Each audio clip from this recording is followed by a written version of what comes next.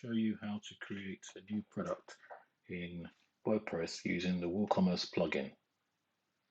So here's an example of a site that we're creating. This website specializes in bakery products. So once you log into the back end of your website in WordPress, you'll see the products menu. So here, if you haven't got these options showing, maybe you're in another part of the site, you can simply click back into products, and then you can either click on add new over here in the admin menu or up here. Another quick way, if you've already got products that you want to quickly make another one, is just to click on duplicate, and that will create a draft product for you that you can change all the details, and it will just make it easier for you to add new products. But we're going to start from scratch. So I click on add new, and in the first field, I'm going to give my product a name. Call it my lovely cake. Now I'm using the Divi Builder theme, so I'm not going to go here. I'm just going to stick to the form fields for this demonstration. The second field to fill in will be your description. This is a full description of the product. So my advice would be to add as much detail as possible, something catchy that somebody will be able to read, and it will convert them into a buyer. So you could just say this special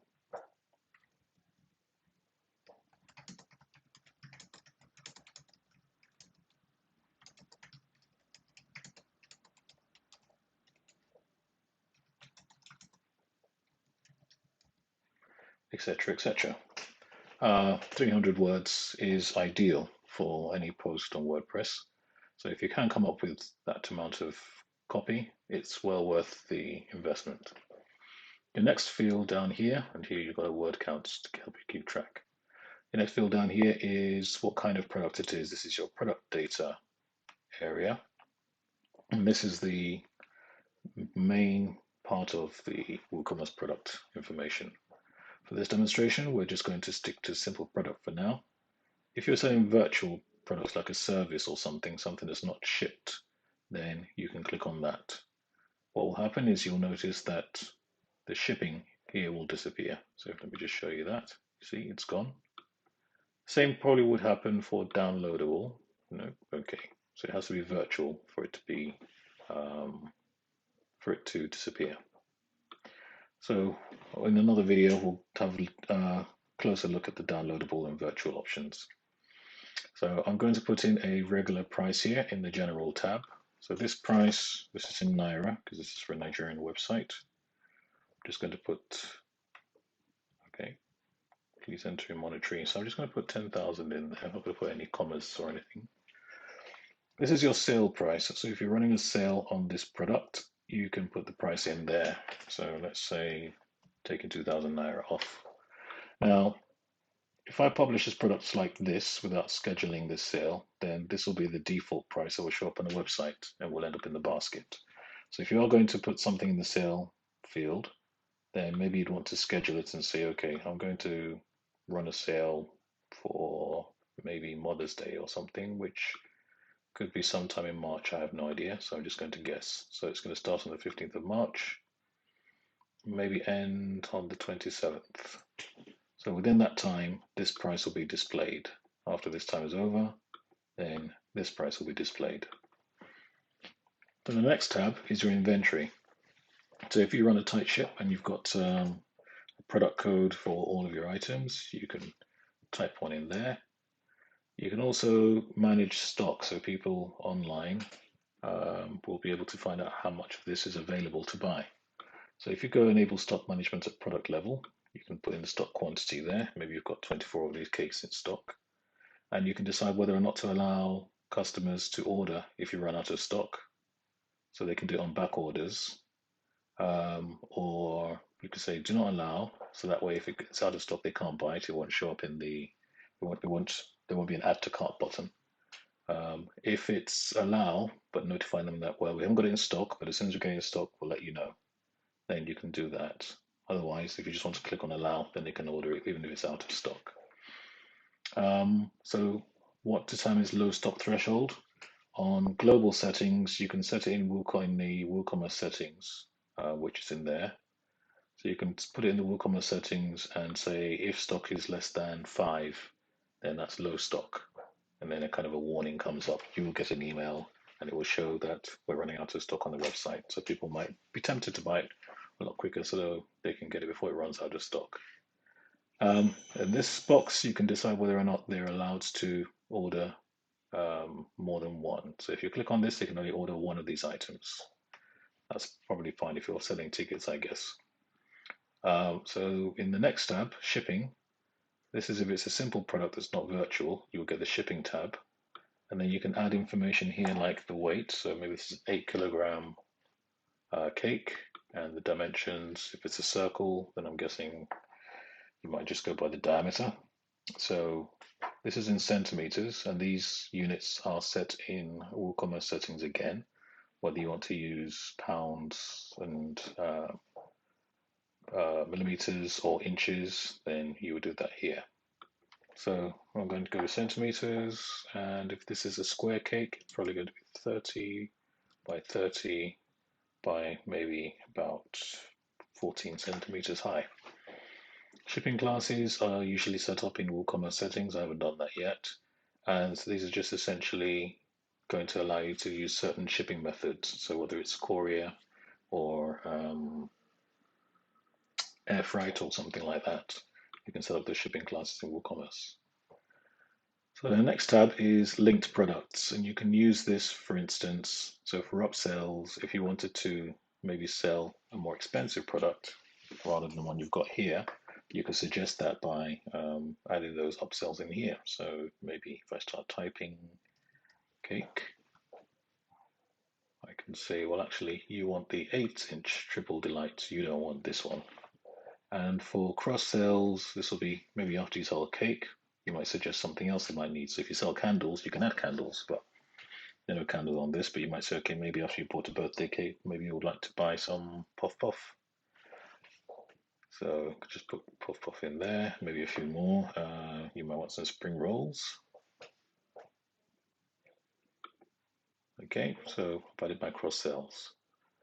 So the next one is attributes, and this will give your product a bit more variation. So for instance, I've set up in attributes here, some global attributes such as the size of a box or a pack, diameter of a cake, flavor or a drink, shape of a cake, those kind of things. So I might decide to have different attributes for this particular cake. I'm going to go with diameter for now. Also in the attributes here, I've already set up different terms of these of this attribute. So if I click on here, you can see the terms that I've got. So I can select for this cake, maybe it only comes in 8-inch and 18-inch sizes, and maybe I'll just add a 12-inch in there. So I can save those attributes. Not much happens to that apart from if I were to maybe preview this. Let's see if this will work. Go to save draft.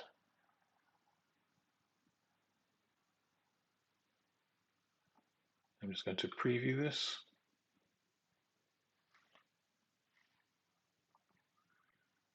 So what do we have here? Bit of a description, price, title, got weight and some dimensions, and attributes. So here's the extra information that shows up in there. That's fine, but you can do more with attributes. So if this were to be a variable product now, what you'll now notice is my SKU has disappeared, so I might need to either add it here or add it at a different level. But I have a new tab called Variations. So I click on Variations now. It says before you can add variations, you need to add some attributes. So we've done that, but what we haven't done is we haven't said use this for variations and then save again. So what this will now do is it will allow me to add these variations.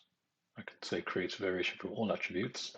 So what we're doing is we're creating variable products on the basis of my lovely cake.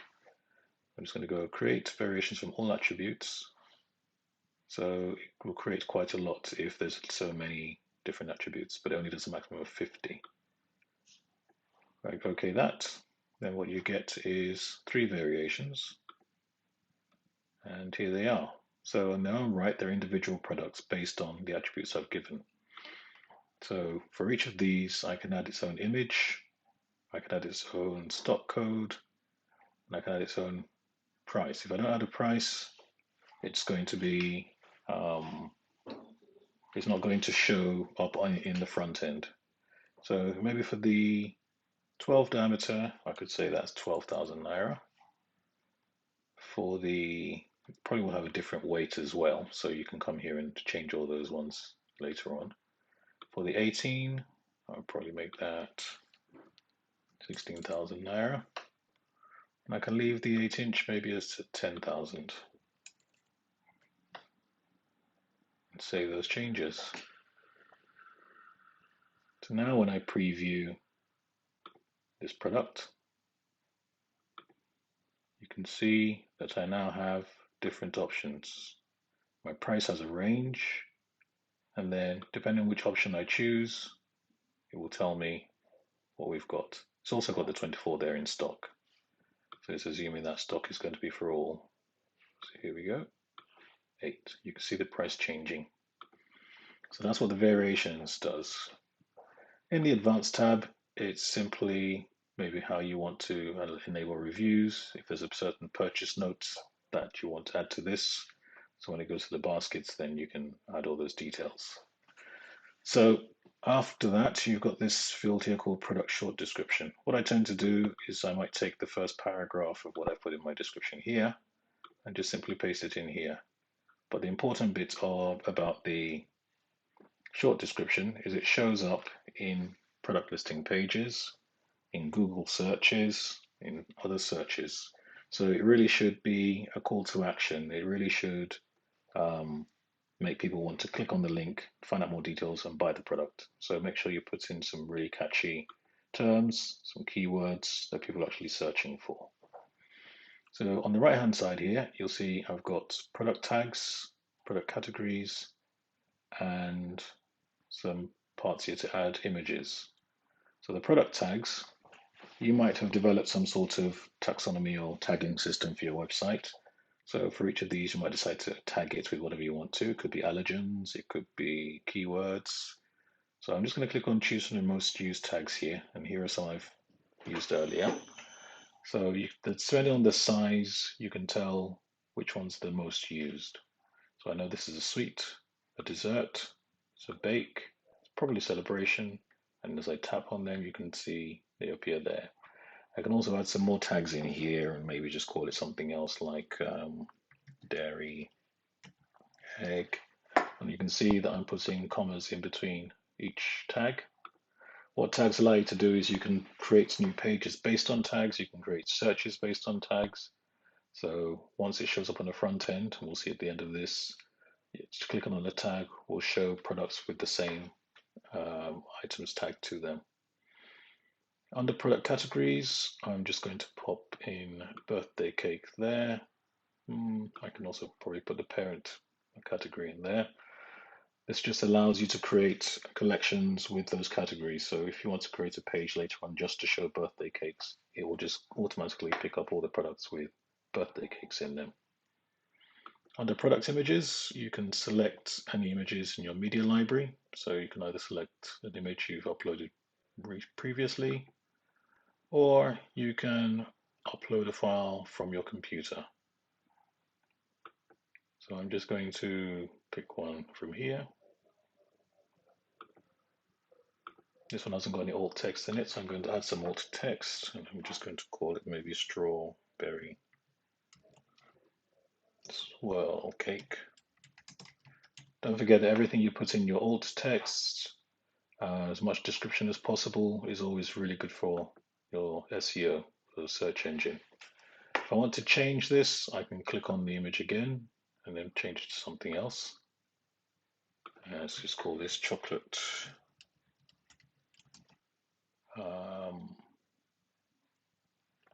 chocolate cake with floral arrangement. There we go, we changed that.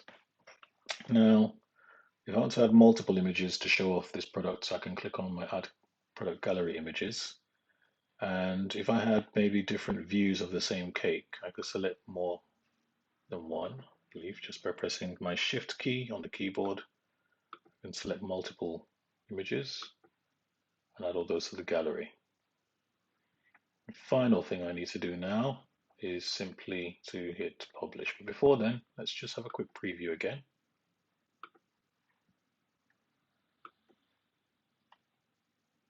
There you go. So you can see that's the main image, and under here we have product gallery images.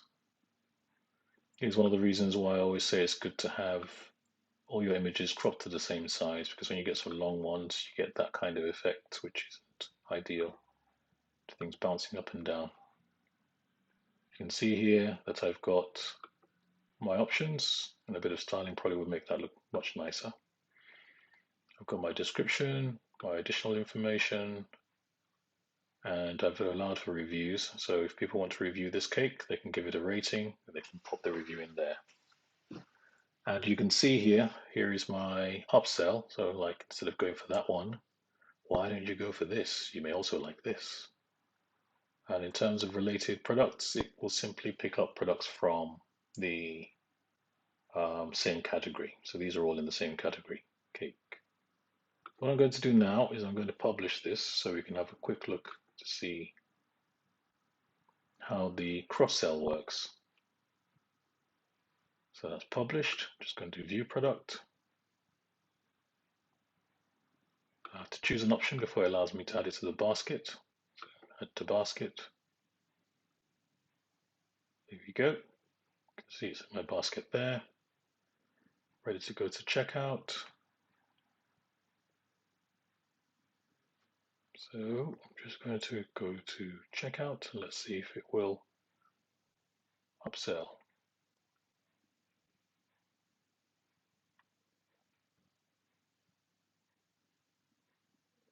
I haven't seen it here, so I'm just going to quickly go back there and click on View Basket.